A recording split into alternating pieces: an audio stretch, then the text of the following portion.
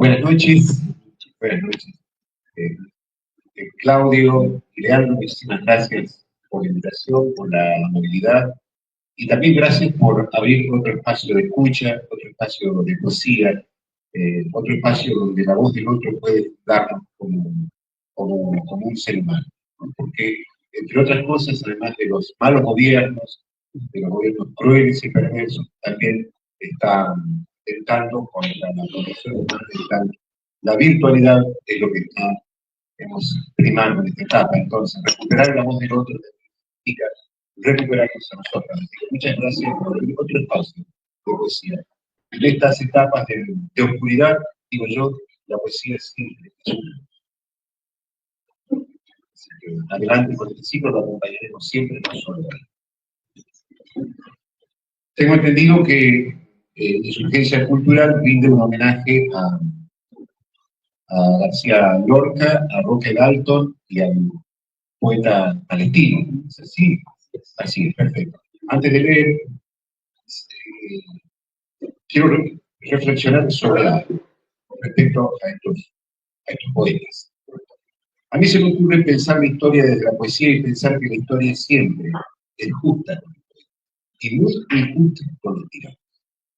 Esa es la ventaja.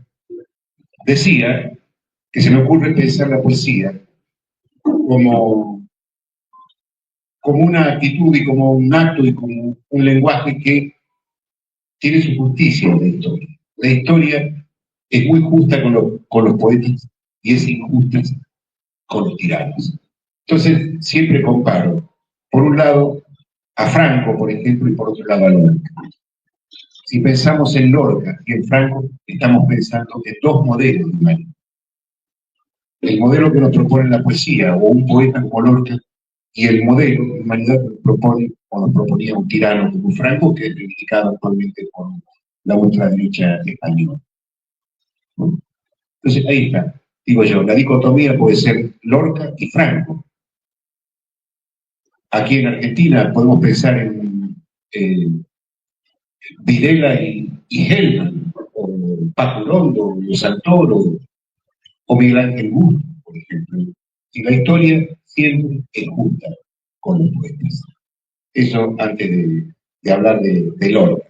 Por otra parte, quería decir que también, siguiendo con Lorca, creo que gran parte de la poesía hispanoamericana está inscrita en una tradición. Y sin lugar a duda, Lorca es uno de los poetas que está en esa tradición.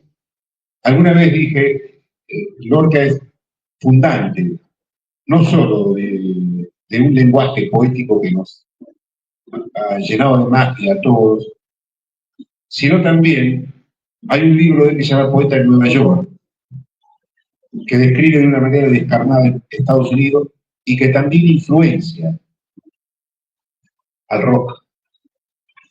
Eso se lo dije a algunos poetas norteamericanos y les llamó la atención. Me dijeron que sí, que, que yo estaba, digamos, cerca de lo que afirmaba. A mí me parece que no hubiera existido un Allen Ginsberg, por ejemplo, sin un poeta de Nueva York de Lorca. Así que ese es el otro aporte que hace Lorca. Lorca hace infinitos aportes. Aporta a la canción latinoamericana, la canción argentina, aporta a la copla, aporta al romancero, aporta al teatro y aporta indirectamente a la poesía del rock.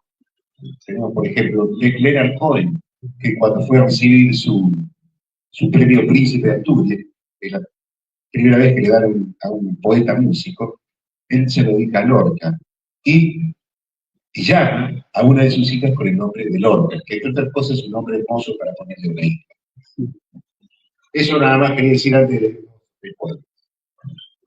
En este caso, como hemos nombrado a Roque Dalton, es el otro. Bueno, Roque Dalton era un poeta salvadoreño que ha sido insurgente en este siglo y tuvo la desdicha de una muerte bastante oscura, equivocada. No voy a hablar de la muerte. Hay un poema donde yo lo nombro a Roque Dalton, Estoy buscando, no me acuerdo de qué.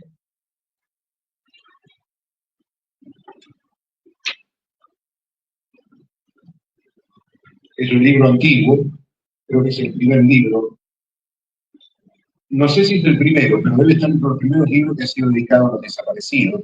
Lo publiqué en el año 1986 y lleva prólogo algunas palabras de Fernando Tejada Gómez. Esta es una segunda edición que la hicimos durante la pandemia y que también, en este caso, se sumaron las palabras de Tati Neira.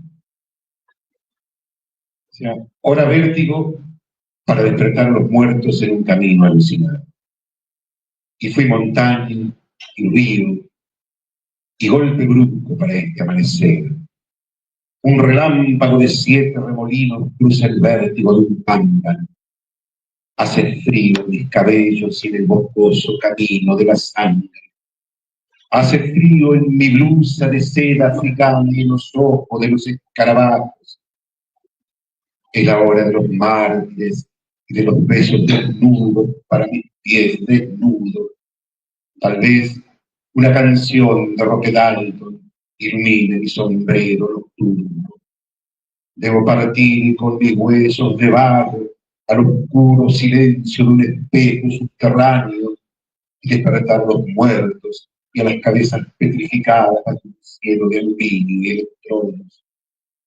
La noche cabalga sobre la luna sin fondo como un paraíso de fuego en el recuerdo. Hora vértigo en el vuelo de las garzas. Silencio.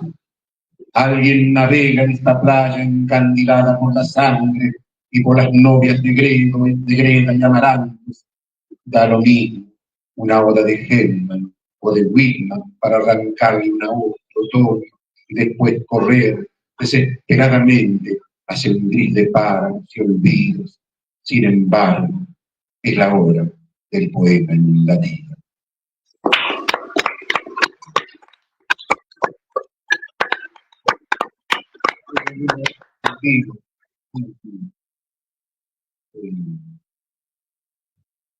Lo leo porque es una noche de homenaje, es un día especial, es un día de triunfo el de hoy. Así que también hay que celebrarlo, un día de triunfo por la universidad pública, por la medicina pública,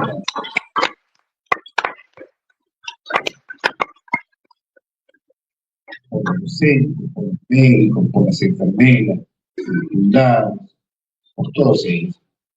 Bueno, esto se llama Memoria Invadida, también de este ya antiguo libro.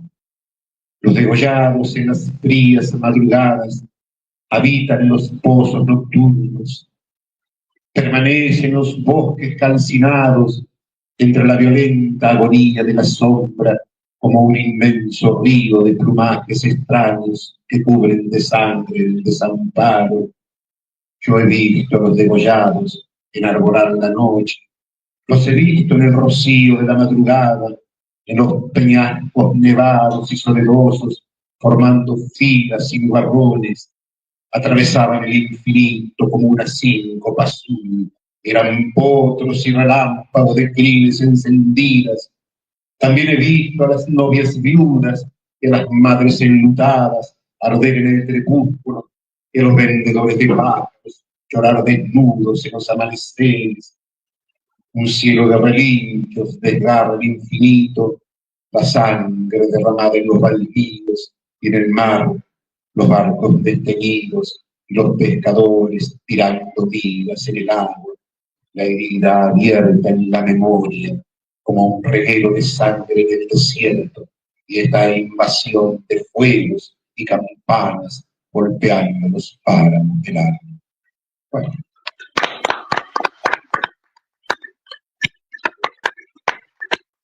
con esto termino. Sí, voy a leer un poema inédito. Mira,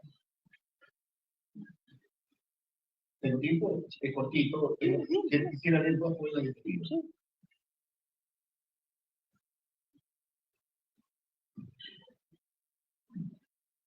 Este apareció acá así. Bueno, es otra temática, es una, escrito hace poco, me llevó mucho tiempo, había un final que no lo podía resolver, y al final, y cuando salió el final dije, bueno, apareció el poema. Apareció el poema. A veces el poema no aparece, no, o dice, estoy para vos.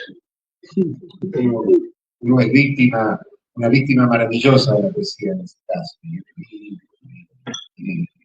Y a veces aparece y a veces no. Un caballo dentro de la lluvia. Una casa en soledad abre sus ventanas de par en par y nadie acude a visitarla. Ese hombre que vive al desamparo anhela su fragancia, el gozne de su puerta, pero es sombra de nadie, una hoja seca debajo del zapato. Alguien se mira en el espejo y no sabe si es real. Se mete por sus ojos al interior de su alma y se desata de sí mismo. Como un relámpago, el espejo ve un caballo dentro de la lluvia.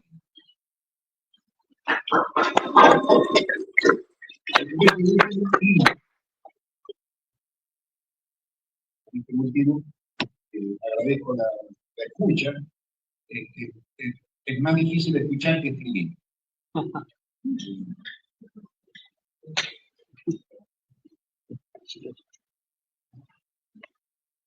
Bueno, hace tiempo que todos estamos un poco, digamos, golpeados y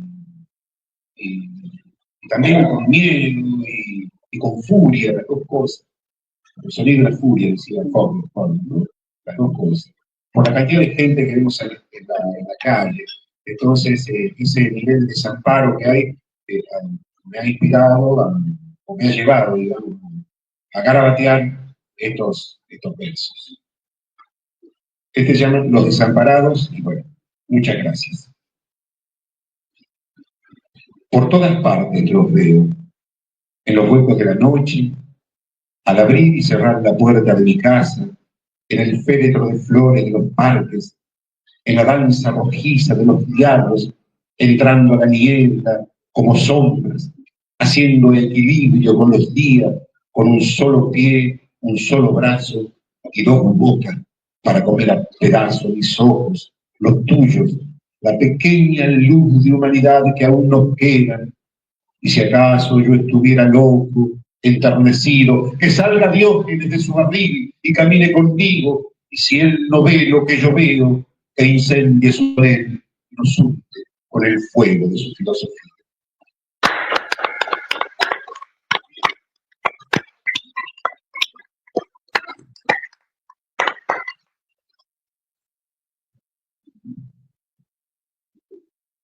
Perdón, me voy a ir 9:15 porque justo tengo una cena familiar que no la podía subrayar hasta 9:15 voy a escuchar y les pido mil disculpas, porque siempre renegué de aquellos que vienen un ciclo y se van antes de que finalice el ciclo. No quería ser uno de ellos.